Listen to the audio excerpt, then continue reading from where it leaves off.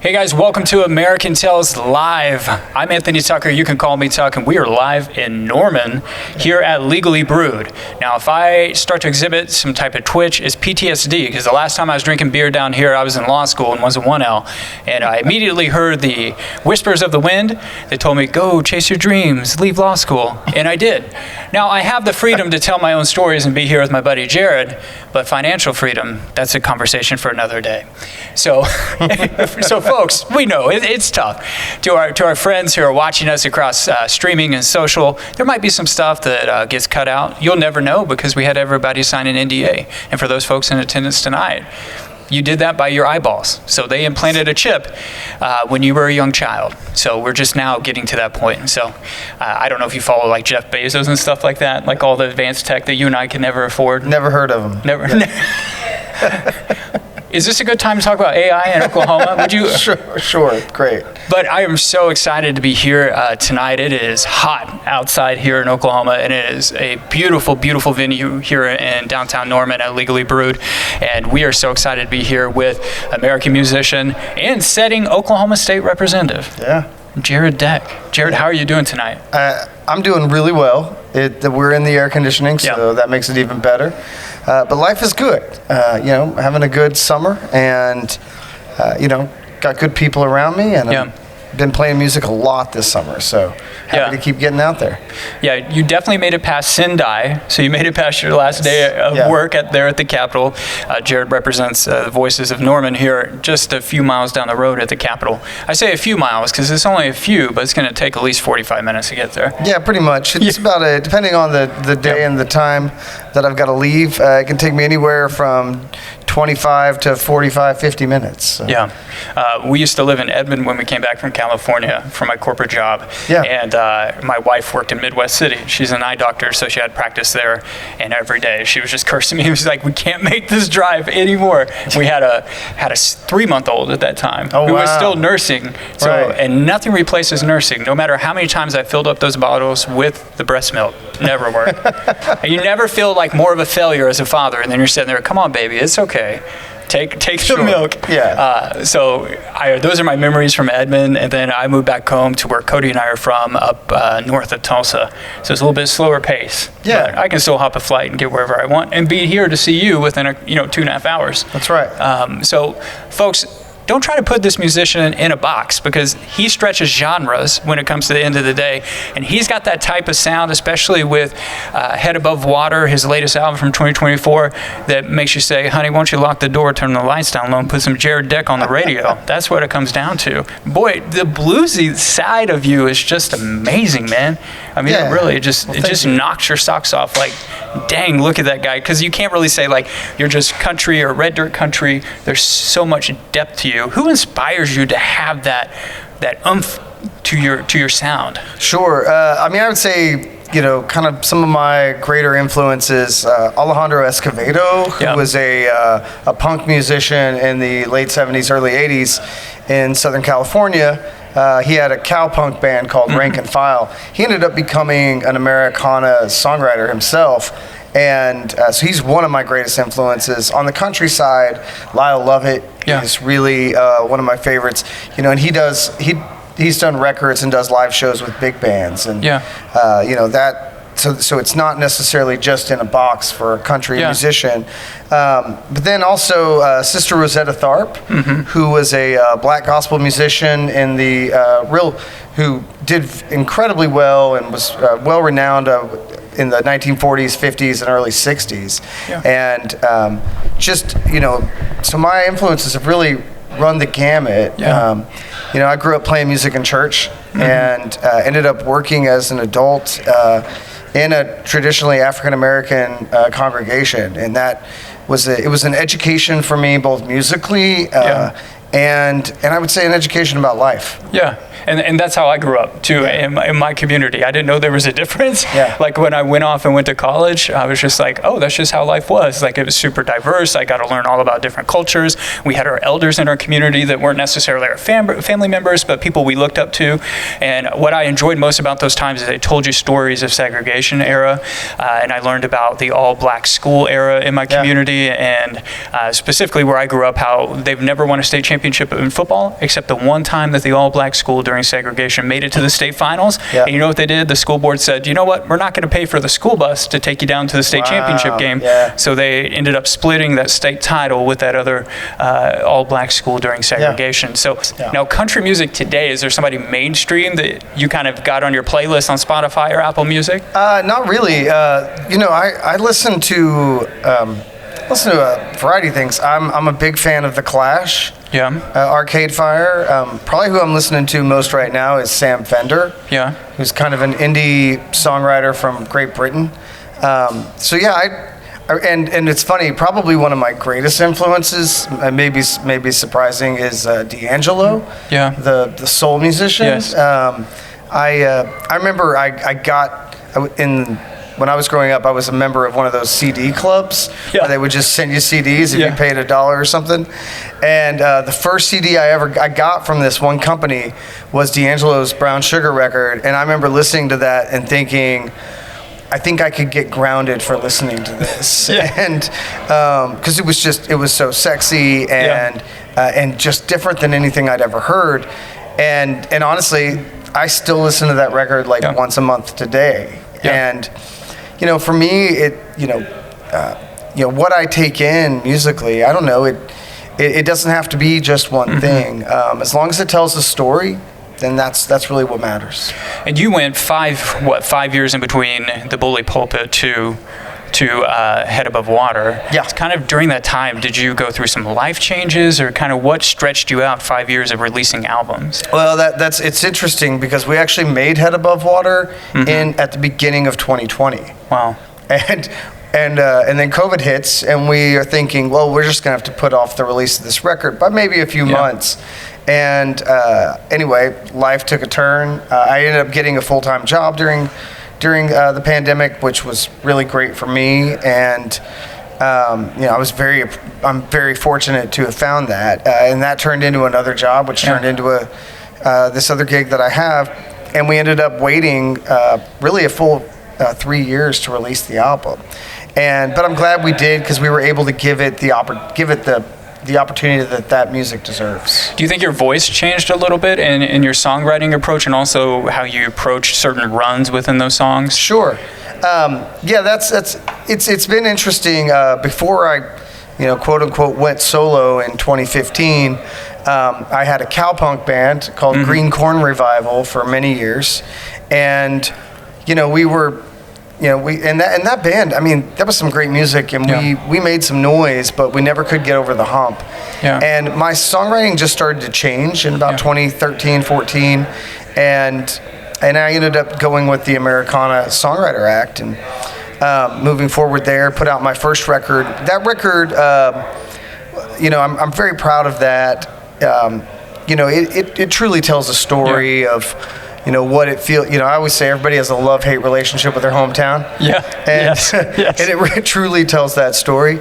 But then really for me, that record was all about when I'm holding a mirror up to myself and just writing down what I see, whether I like it or not. Yeah. And with Bully Pulpit, it was a little different.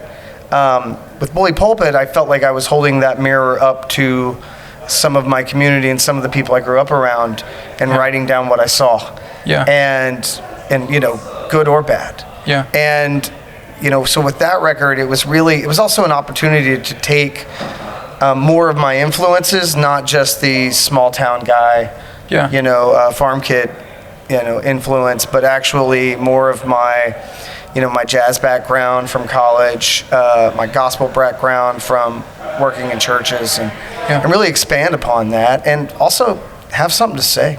Yeah. And then with Head Above Water, it truly was, with that record, it's really about raising kids. And, I always say, we're all trying to make it to payday, get the bills paid on time, and raise kids who aren't jerks. Yes. That's just kind of your typical American family, I guess. And and for me, it's all about keeping your head above water. And from that record is really more of an advice record of what it means to survive, and to attempt to thrive. Now, tell me about the band name. How did you guys come up with the band name in your old band? Green Corn Revival. It's a funny story. If you're an Oklahoma history buff, for all of those Oklahoma history buffs, post World War I or around World War I, there was a big backlash against a potential draft, and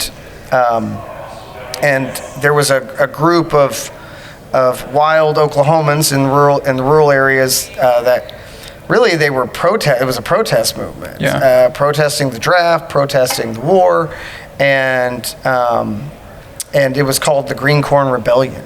Wow! And they burned down barns, they burned down government buildings, they burned down bridges. This we're talking about 1917, 18. Yeah. And just a wild time in the state's history. And there was also a lot of anti-German sentiment, and yet there was a lot of German immigrants here in Oklahoma. So kind of derived our name from that. And because I wanted something that was authentically Oklahoman. Yeah, those are so many Oklahoma stories, and I'm sure the folks here tonight at Legally Brewed that we weren't taught about, like Black Wall Street. That's right. As somebody, I'll be 40 before too long, and that definitely was not something that was taught in school. Yep. But I lived in Tulsa. Sure. And we literally have a residency at a place that is right there in the heart, and it's just like. In those stories like you told, there's so many things, and that's why storytelling is so important, and that's why music is such a great medium for us to convey what we see. That's good, right. Like you said, good, bad, ugly, indifferent, whatever it may be, and that leads us to action as individuals, because it's the only way anything changes, right? And sometimes music can inspire us to get through hard times and help us really change hard times for other people around us. So not just looking inward, but looking outward. Sure. So I feel like we could just go to the House right now. We can make an impassioned speech, rally the troops, as you would say. They're on the floor of the Capitol. Green carpet. I don't know. That's tough. The green carpet gets me. Green carpet's pretty ugly. Not going to lie. It is pretty ugly. So where did you actually grow up here in Oklahoma? I grew up on a family farm just outside of Thomas, Oklahoma. Okay. Thomas is about an hour and 45 minutes that way. Yeah. If you're listening and not watching. Yeah. It's between Watonga and Weatherford. Yeah. Effectively. So in west central Oklahoma. So you went to college at Southwestern? That's correct, in Weatherford. In Weatherford? Yeah. I haven't been out there much. I think I've taken I-40 to go to Amarillo and to go to New Mexico. Yeah. So what is it like in western Oklahoma? It's an interesting dynamic. We've really lived on this boom and bust, not only economy, but really a mentality. Yeah. That things can be great, but but they can also be really bad. My great aunt, who was born in 1922, is still alive today, talks about we were on the edge of the Dust Bowl. Mm-hmm. So our farm wasn't in the middle of it, but she could see it. It was just like a wall cloud of dust to the west, and that I think that tragedy that shapes people. In a state like Oklahoma, there's blood literally buried in our soil, and they don't call it red dirt for nothing. No. And within the blood in this soil are the stories of our ancestors, and really they're stories of tragedy. Yes. And, growing up in western Oklahoma, as privileged as we were in so many ways, there were also so many tragedies around us. There was a young indigenous girl who unfortunately was taken, and that is a trauma that I grew up around, right? And I know the family, and that's, when you have all these things, and then you have these moments where I remember in my hometown, we had a sort of an economic uprising, if you will, when I was a kid. Some folks wanted to bring in a new facility, a plant, if you will, to create about 100 jobs in town, and that would be world changing for us. But there were a lot of people who didn't want it. Yeah. and there were fistfights at town halls. My sixth grade friend's girlfriend, her parents made her break up with him because he was on the other side of this issue, and lots of it was a very footloose. It was a footloose moment, right? Ain't no dancing here, boys. Ain't no planting. No dancing. Yeah, no. But I think too, there was sort of this. People recognized my talent, but the value for my talent wasn't necessarily there. Yeah. There was really an idea that sameness was the common value, right? And for me, that just wasn't good enough. I needed to stand out. I needed to be different, and now I'm trying to figure out how to do that with my own kids. Yeah. What is the hardest part as you try to convey, this wisdom of taking an entrepreneurial stance and believing in yourself? What's the hardest part, and not only believing in yourself, but simultaneously trying to convey that to your kids and inspire them? Right. That's a great question. I feel like, my kids sacrifice more for my career, my public service than I do. Yeah. And, for me, it's, I feel a responsibility to show them how it's done, what it means to go out on a limb, take a risk, and believe in yourself, and put it all out there. Yeah. I'm still telling a story everywhere I go. Yeah. But I hope that story plays out in my actions for my kids to see.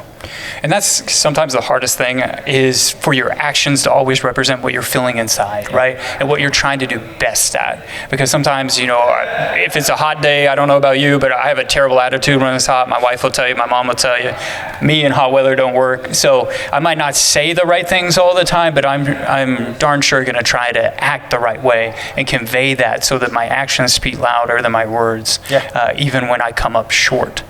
So I think it's really important, like you said, is somehow we got to stay motivated even when we have our darkest days. So we'll pick up our conversation about Jared's musical life, and as well as the influence in his life after we take this short break for him to play a song from his latest album.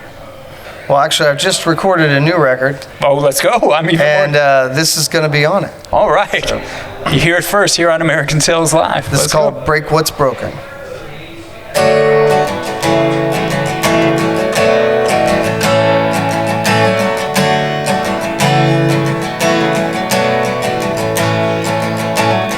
She was born in Texas, I was born yesterday. She was chasing wildflowers while I was chasing fame. She took me for a lover, I took her hand in vain. She was drinking whiskey while I was singing pain. 'Cause you can't break what's broken, and you can't take what's spoken for. Well, you may tame the ocean, but you can't break what's broken. She grew up near Houston, her daddy lived far away. He would send her money and a card on her birthday. She waited by the window for his car to drive her away. She might as well have been waiting for the judgment day. 'Cause you can't break what's broken, and you can't take what's spoken for. Now you may tame the ocean, but you can't break what's broken.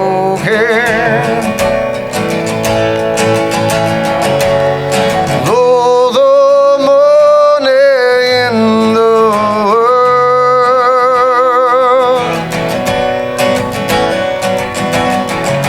can mend the heart of a broken girl.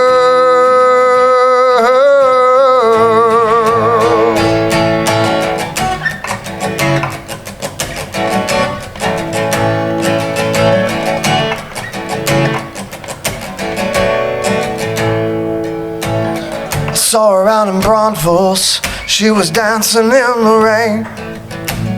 She moved like a wildfire as I sang Sweet Jane. She took me for a stranger, I took her name in vain. Drowned herself in whiskey, now I sing her pain. You can't break what's broken, and you can't take what's spoken for. Well, you may take the ocean,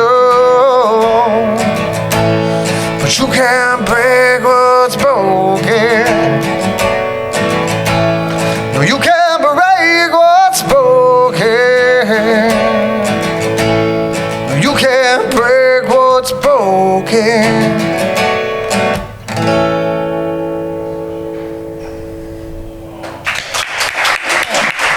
Good job, man. Thanks.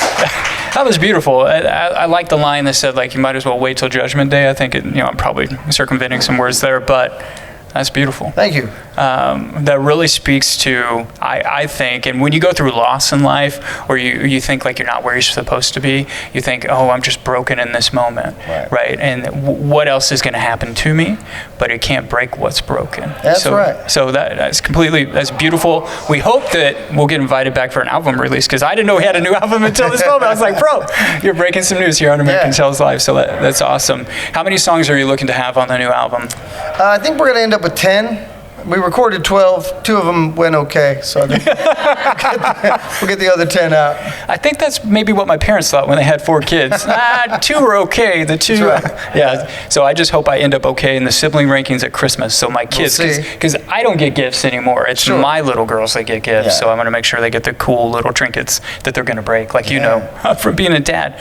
So talking about broken, when do you think is the most broken point of your life as a musician that you felt like quitting?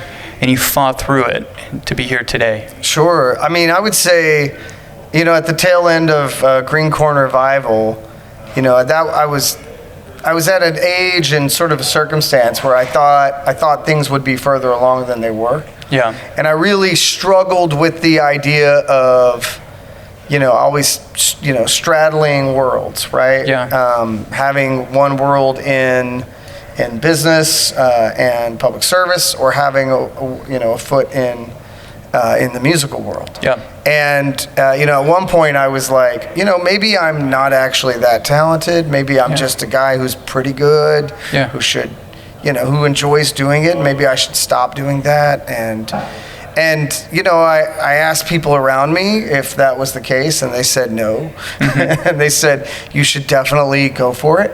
Yeah.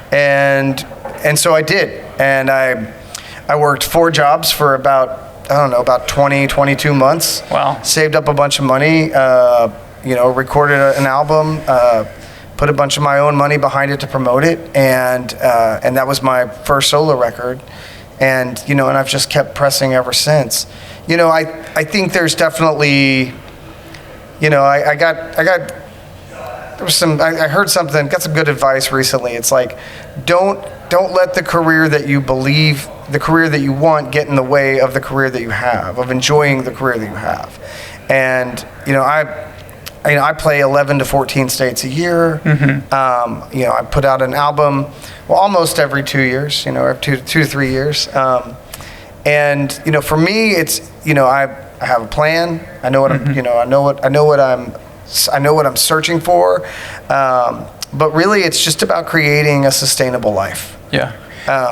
Really building a business that I can depend on, and that my kids can depend on, that pays the bills and puts a little bit of money in the bank. And hopefully you serve 12 years in the Oklahoma State House. Yeah. And that way you get retirement from there, and then when that all Sure. kicks in. Dental is a problem. Can we just talk about dental? Yeah, dental in America makes zero sense. If we have any dentist or orthodontist, I am so sorry. I hope you're extremely wealthy, okay? Because eye doctors are not. My wife and I talk about this all the time. What were we doing going through medical school to be an eye doctor? Right? I appreciate that. I think we have a mutual friend, because Mickey Dollins and I grew up in the same hometown and played football together. and then he went on to SMU, right, and then became an entrepreneur and super weightlifters.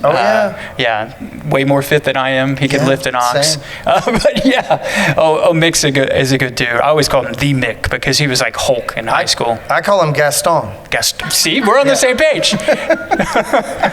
Talking about tables of influence and people that we know, when you were going through those hard times, who is most important at that table of influence that gives you that affirmation that keeps you going? What voice do you really look for? A friend, a family member? Yeah, that's a great question. I'm not real certain I have a great answer for that. A lot of it is honestly just probably the most significant thing is my children. Yeah. And understanding that I'm an example. Yeah. Right. And so if I quit, then what's their excuse? Then they have the excuse. Yeah. Right. And it's truly about I don't know. When I kind of have these mantras with my kids that I have a more difficult time following than they do. But it's that we're strong, we're smart, and we're kind. And what's a strong person? A strong person is someone who uplifts others. Yeah. A smart person is someone who learns at every opportunity. And a kind person is someone who has enough respect for themselves that they can respect others. Yeah. And and it's always easier said than done. Yes. Just like all of parenting. But that is something that for me it's honestly looking at my son and feeling like I'm looking at a mirror in some ways, even though he's totally his own person and very different than me. Yeah. But also seeing my successes and my failures. Yeah, and I also think that your table of influence can be also, like I talked about earlier, whispers in the wind, right. Voices of people that we've lost, either friends or family members, loved ones at the end of the day, that we still find affirmation from, that we still judge ourselves against. I definitely think that for me, I think like my dad passed away a year ago last week, so I think about, what would he say to me? Should we keep pushing forward and doing our tour? Yeah. Or should we just buckle up and call it quits and do all the other things and make a lot more money for our agency? Nah, he would say keep storytelling, because at the end of the day, what are we waiting for? Judgment Day? That's right. So we might as well keep living along the way. That's right. I just rhymed a little bit. That was not intentional, but we got that on 3 cameras. 3 cameras. That's right. 2 of them financed, 1 is paid in full. So welcome to the media game, my friends. From 2019 on, from Bully Pulpit, when did you decide you were going to run for state office here in Norman? Yeah, that's a great question. Actually, during 2020, okay. I got a full-time job during that season in political organizing, and I was very fortunate to just have work. Truly what I saw, I felt like I saw my state government having the capacity to do things but choosing not to. Yeah. And sometimes it's good for government to stay out of the way, and then other times it's good for government to try to actually do something for the people that it serves, or especially the people who pay into it. And so for me, it was during 2020 that I made that decision and started running in 2021 and was elected in 22. How was canvassing? Because I feel like you and I could share some stories about what it's like to go out and knock doors and meet folks. I know that was a little different because that was during COVID. I mean, I loved it. I still love it. For me, that is something that there is an honor. Like, you have to have the humility of walking up to someone's doorstep and asking them what they care about, actually listening, and then asking for their vote. Yeah. And that respect for the voter, I think that should matter today. And as much today as it ever did. Mm-hmm. I mean, social media and and advertising, those are shortcuts. Yeah. And but nothing replaces that human to human contact, that connection of, hey, I actually feel heard. Yeah. Because I think the number one complaint about government in general is that they don't listen to us. Yeah. And so if I can give people the opportunity to be heard, that makes a big difference. 100%. My mom's mom, my Grammy, shout out Grammy, she's out there somewhere in Bartlesville, maybe listening, maybe not. Hopefully, hey, put your Ring camera on. We can't check to see if you're safe if the camera's not on. Okay, that's why we bought the camera. So I will tell you, she told me something that was really impactful for me. She was complaining about big box stores coming in a small town, Oklahoma. And she said, you know what, son? What if we just didn't go? What if we decided that we had the power, right? And that's part of the social contract, and we could get off on AP Gov type topics another day. But we have the power. And I feel like Woody Guthrie and Bob Dylan, if you think back to that era of songwriting, we have the power to tell stories, right? And to stand up against oppression and tyranny. And that's why music is so powerful in that element. But if you don't connect with people authentically and you don't get out on the streets that's right. and meet people and you just talk from social media, which can we all say that the mailer thing has got to stop? Like my kids get the mail every day and they don't need to see something about all those things that come in the mail, right? And usually it's just one party fighting within each other. And I'm just like, guys, what are we doing here? So if you wouldn't mind, place another song and we'll wrap up. Yeah, sure thing. It's about holding on to what you know is over. Yeah. And I mean, it's a relationship song for sure. But how you know it's time to walk out the door, but you're not quite ready.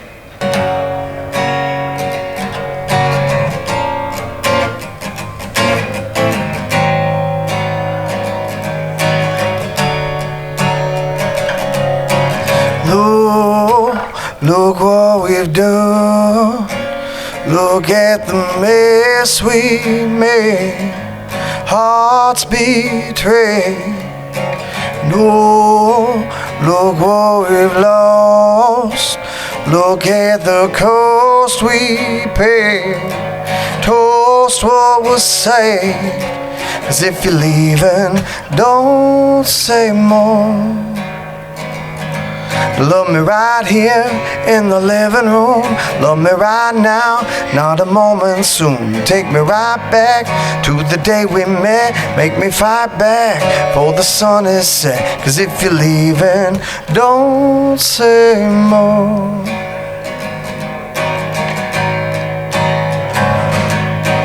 Truth can set me free. Truth is a lie you told.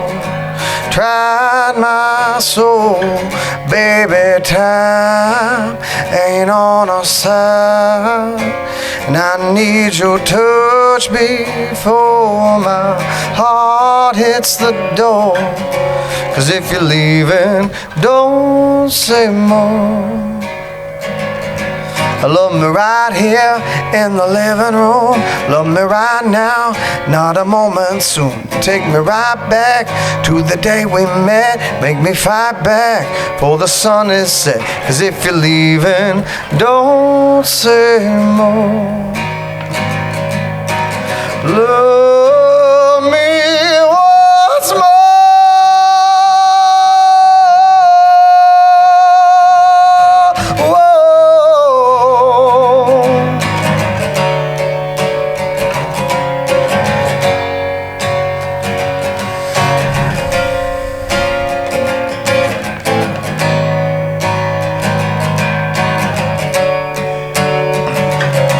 Love me right here in the living room. Love me right now, not a moment soon. Take me right back to the day we met. Make me fight back for the sun is set. 'Cause if you're leaving, don't say more.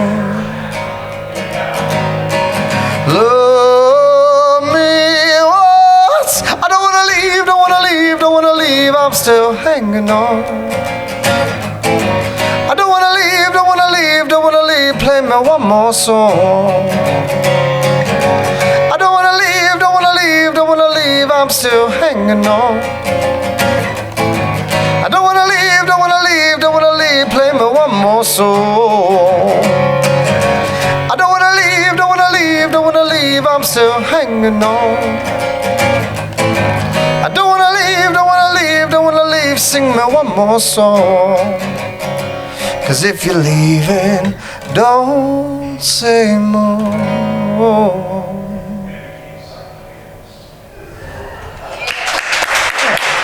That's awesome. I love that run where it's like, if I'm leaving, or if you're leaving, don't say more. Like, that is so cool. I love that part. And it's such a beautiful song because there's so many moments we can think back in life, especially as we start to rack up years as folks born in the 1900s between you and I. That, can you believe we're in a different century? Like, what? It's wild. Yeah, man. 1999 happened, and Y2K, we're survivors. That was a big moment for me, Y2K, overcoming that. I was, very afraid. Did you play Oregon Trail back then? The dysentery? Yeah, the dysentery game? From back in the day. I mean, I had friends who played it, and I checked it out a couple of times. Did you have a bunker for your family? No. But you were on a farm, right? But we had a cellar underneath the house. Okay, so you were marked safe on Facebook, if there was a Facebook during that time. From Y2K. From Y2K. Yeah. But no, that is totally a beautiful song. And what are we going to expect from you from the rest of 2026 musically? Yeah, well, we've got this new record, trying to get it released. We should have a couple of singles out before the end of the year. And then I've got a lot of shows coming up. I'm in Plano, Texas at Love and War, all the way up through the Ozarks. I'll be in the Bentonville area quite a bit this next month. Anywhere from Omaha down to Texas, and then also later this year I'll end up in Michigan and some other spot in Indiana. But for me, it's truly about just continuing to push myself. To tell stories, and tell a better story in a better way. And, it's interesting. People ask me a lot about the differences between my two jobs, right? As a songwriter and as a legislator. And what's funny is I think the jobs are actually very similar. As a songwriter, my job is to tell the story of the people and the places that I come from, right? And the experience of that.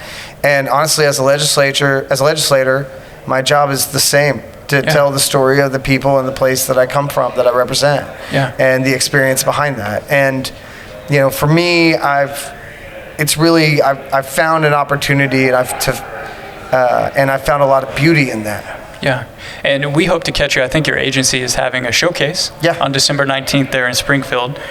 So we talked to them, so we hope to catch you again up there. So we'll have a little space set up for some short interviews, so we'll get to kind of catch up with you and see how everything's going. But going north, what fuels you to kind of seek different bookings outside of what might be comfortable to you?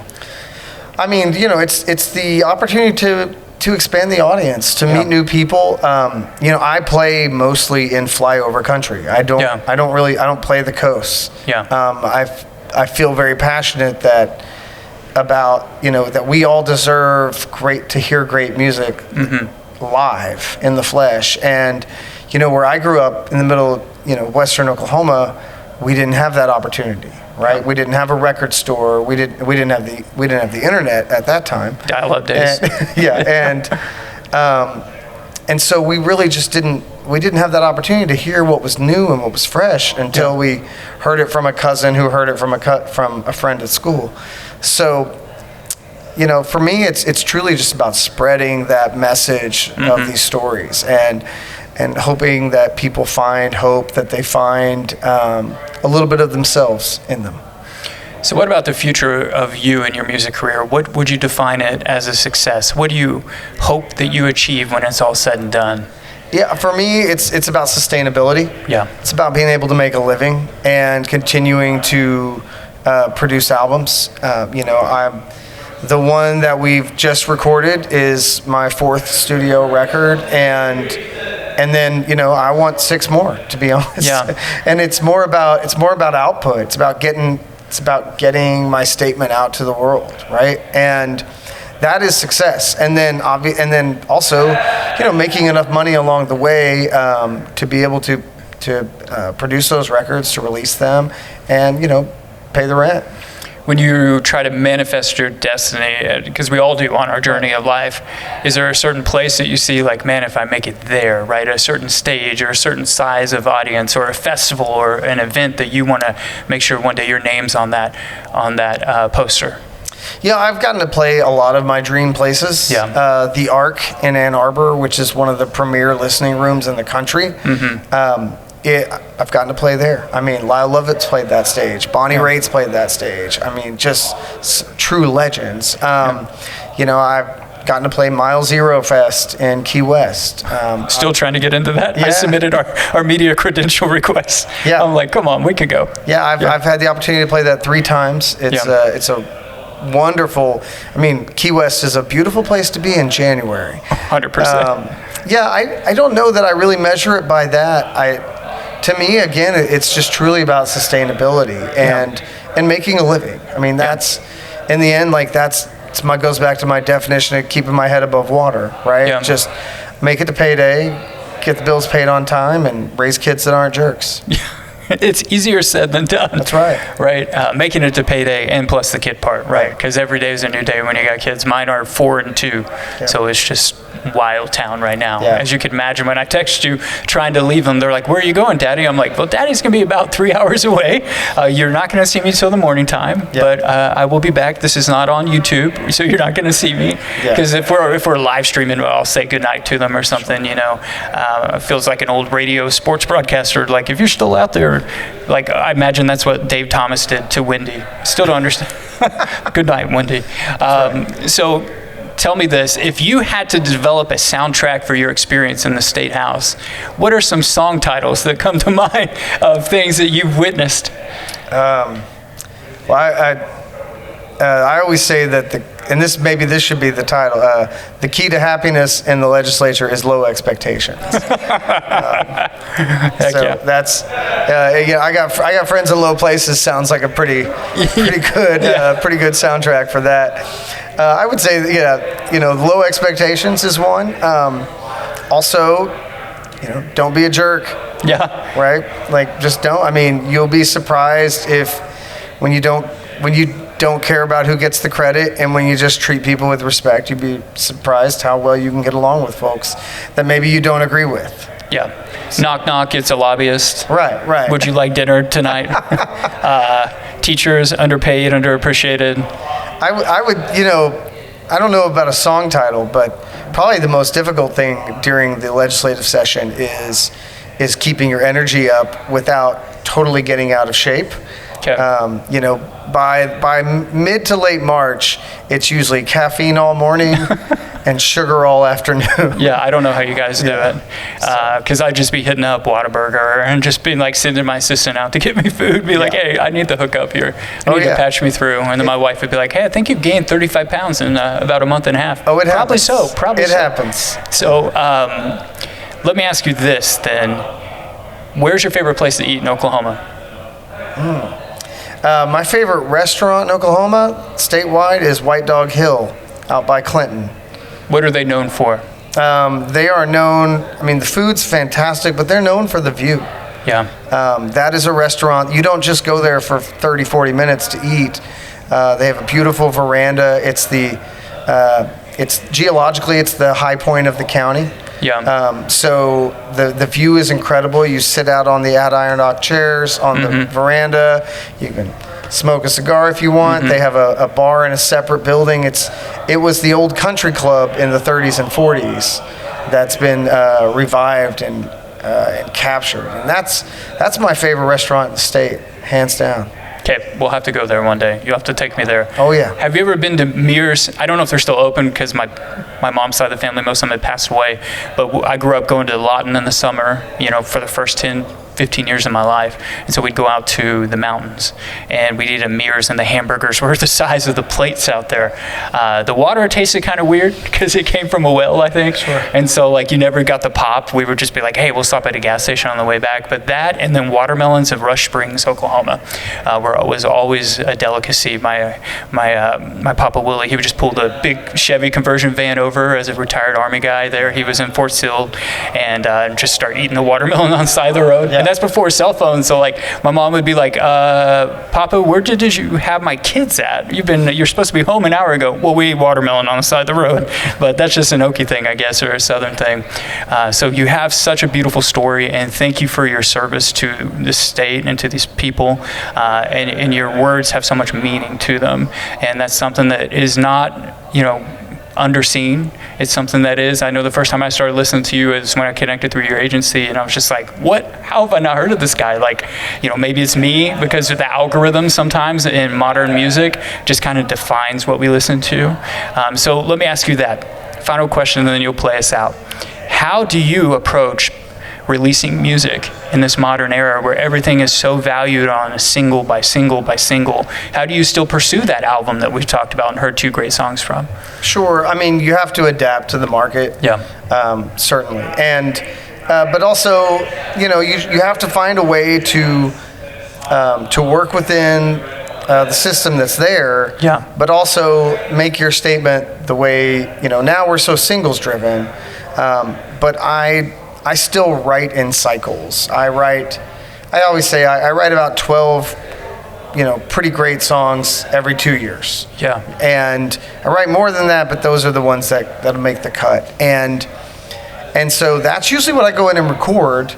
And that's usually a statement for a time period of my life. They may not all have the same exact topic, but there's the same voice, pulling you through the album. Mm-hmm. And even though we may release them one song at a time, maybe one song a month, mm-hmm. because that's the way the new algorithm likes it, where we're pushing content. For me, I just don't feel that pressure. The more difficult thing is keeping up with the social media changes, the changes to social media algorithm, and what the algorithm wants and what it doesn't want. And I'd say one of the most difficult things has been I built an audience on certain social media platforms, and those platforms don't allow me to actually speak to my entire audience. Yeah. So if I have 6,000 followers on one platform, but only 60 people see my post, that's a bait and switch. So I've really worked to develop a subscription service through my website, mm-hmm. Where you can give monthly, and you get you get extra songs, you get extra stories kind of behind the music, and then so for some folks I'll send them a postcard from the road, and that's pretty cool. Just a way to stay connected, mm-hmm. in a world that is seemingly more and more disconnected. 100%. We might seem connected, right? And so saw something and posted on social media feed, but doesn't mean we actually know what's going on. Right. So that authenticity really wins the day. I talk about, how I found you, through your agency, and was just fell in love with your music. Is there somebody that I need to listen to and our audience needs to listen to that you just met recently? Yeah, that's a great question.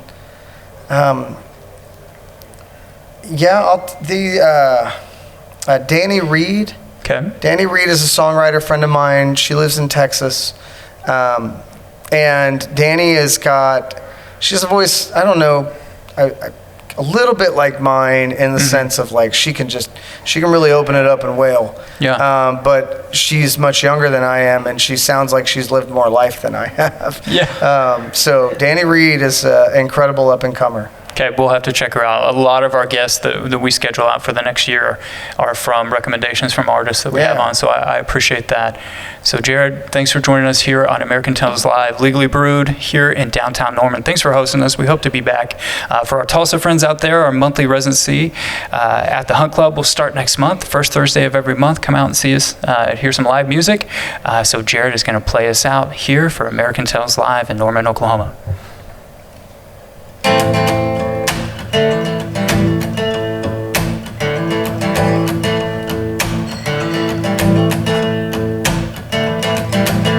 Give me peace in a time of war. I don't have the answer you've been searching for. I've been swimming in the deepest waters you cannot believe in. It's all a lie. Keep your head over water. Oh my, oh my, oh my. Keep your head over water. Oh my, oh my, Lord, oh my, oh my. Fool me once, maybe fool me twice. And if fool can criticize criticize. It's a weakness he can't hide. I've been swimming with the deepest. Sharks they can sink their teeth in. Never have to lie. Keep your head over water. Oh my, oh my, oh my. And keep your head over water. Oh my, oh my, Lord. Oh my, oh my. In the rain be the love, be the ship in the flood. Just find your way. In the rain be the love, be the ship in the flood. Just find your way. Just find your way. Just find your way. Just find your way.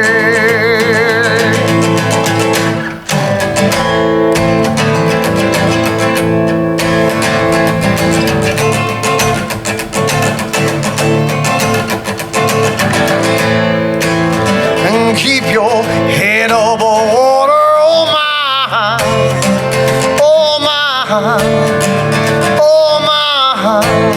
And keep your head over water. Oh my, oh my, Lord. Oh my. And keep your head over water. Oh my, oh my, oh my.